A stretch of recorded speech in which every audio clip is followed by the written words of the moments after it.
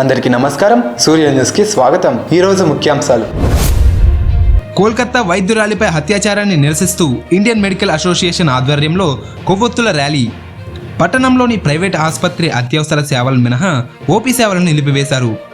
రాత్రి స్థానిక Uppada bus stand centre నుండి కోటగుమ్మం సెంటర్, చర్చ్ సెంటర్ మీదుగా ఇందిరానగర్ వరకు కొవ్వొత్తుల ర్యాలీ నిర్వహించారు. భద్రత లేనిదే విధులు నిర్వహించేది ఎలా అంటూ నినదించారు. పని ప్రదేశాల్లో ముఖ్యంగా మహిళలకు ఖచ్చితంగా భద్రత ఉండే విధంగా చర్యలు తీసుకోవాలన్నారు. వైద్యురాలిపై జరిగిన అత్యాచారాన్ని, దాడులను ప్రతి ఒక్కరూ ఖండించాలని, దోషులను పట్టుకొని కఠినంగా శిక్షించాలన్నారు. ఇటువంటి సంఘటన పునరావృతం కాకుండా చట్టాన్ని తీసుకోవాలన్నారు. ఈ కార్యక్రమంలో ఐఎంఏ పిఠాపురం బ్రాంచ్ కార్యదర్శి డాక్టర్ పిఎన్ రాజు, పలు ప్రైవేట్ ఆసుపత్రుల వైద్యులు దీప్తి, ఎస్ మంజుష, సురేష్, మొగలి కాశీ విశ్వనాథం, మహోన్నత్, సిద్ధార్థ్, జోగా బాలాజీ, బి వెంకటేష్, సుగుణ, పద్మశ్రీ, కృష్ణతేజ, అనుష, వినయ్, జనసేన పార్టీ కోఆర్డినేటర్ చల్లా లక్ష్మి, కమల, సిహెచ్ వెంకటరమణ, వైద్య సిబ్బంది తదితరులు పాల్గొన్నారు.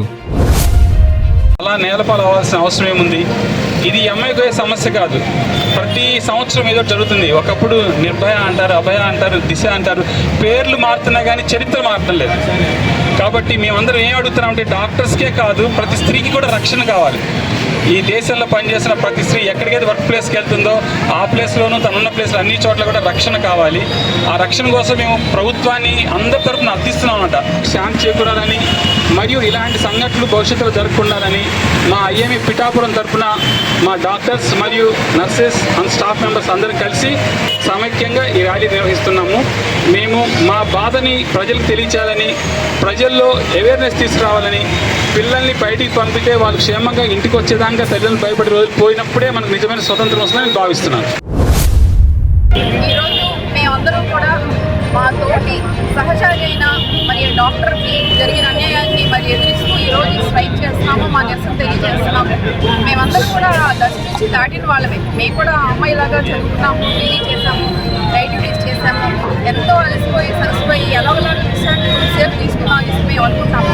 కానీ ఆ టైంలో మాకు భద్రత లేకపోతే మరి మాకు ఇలాంటి దుర్గతి పట్టేది. ఇప్పుడు ఆ అమ్మాయి స్థానంలో మా పిల్లలు ఉండొచ్చు, లేదా మా చెల్లి ఉండొచ్చు, లేదా మా అక్క ఉండొచ్చు, లేదా మా సహోదరు ఉండొచ్చు, లేదా మా ఫ్రెండ్ ఉండొచ్చు. ఎవరికి అన్యాయం జరిగినా కూడా మాకు జరిగినట్టుగా మేము ఫీల్ అవుతున్నాము. కాబట్టి ఇది కేవలం ఆ అమ్మాయి యొక్క సమస్య, బెంగాల్లో ఉన్న సమస్య కాదు. ఇది దేశంలో అందరు డాక్టర్ సమస్య, అందరూ వర్కింగ్ ఉమెన్ సమస్య, అందరు చెల్లెల సమస్య. ఏ స్త్రీ అయినా ఇంటి గడప బయట దాటిందంటే మళ్ళీ తను సురక్షితంగా క్షేమంగా ఇంటికి రావాలి.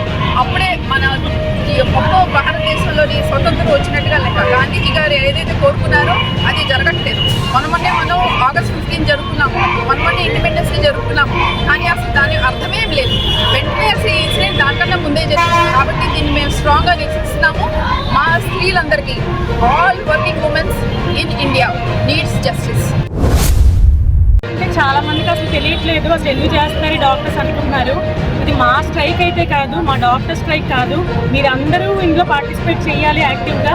ఎందుకంటే మా ఇష్యూ కాదు ఇది.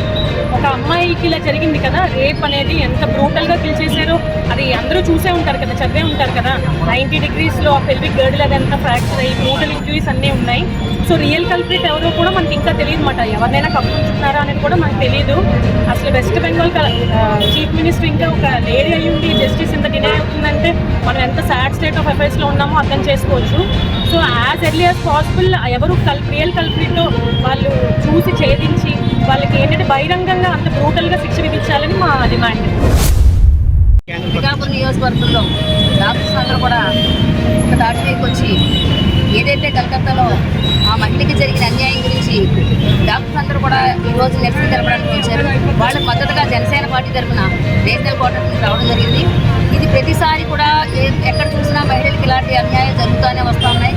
మనం ఇలా క్యాండిల్ ర్యాలీలు లేకపోతే సంతాప సభలు ఇలా జరుపుకుంటూ వెళ్ళడం తప్ప ఎక్కడ కూడా మహిళకి రక్షణ అయితే లేదు. ప్రతి ఒక్కరు కూడా అది చేస్తాం ఇది చేస్తాం అని అంటున్నారు, కానీ ఏది జరిగింది లేదు.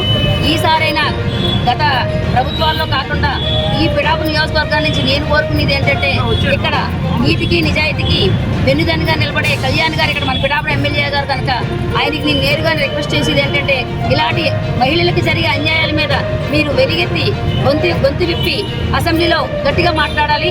ఇది ఒక్క కలకత్తాలో జరిగిన విషయమే కాదు, ప్రతి చిన్న 60 ఏళ్ల ముసలావిడ దగ్గర నుంచి చిన్న పసిబిడ్డ ప్రతి చోట కూడా అత్యాచారాలు జరుగుతున్నాయి. దీని మీద చాలా తీవ్రంగా ఖండిస్తూ మరొకసారికి కళ్యాణ్ గారికి అయితే మేము రిక్వెస్ట్ చేస్తున్నాం, మీరు దీని మీద స్పందించాలి, ప్రభుత్వాల్లో చలనం అయితే తీసుకురావాలని మేము కోరుకుంటూ ఈరోజు మా పిఠాపురం డాక్టర్స్ అందరికి కూడా మేమందరం కూడా సంఘీభావం తెలపడానికి రావడం జరిగింది. ఇవి జరగకుండా చూడాలని చెప్పి మరొకసారి ప్రభుత్వాలకి నేను విన్నపించుకుంటున్నాను.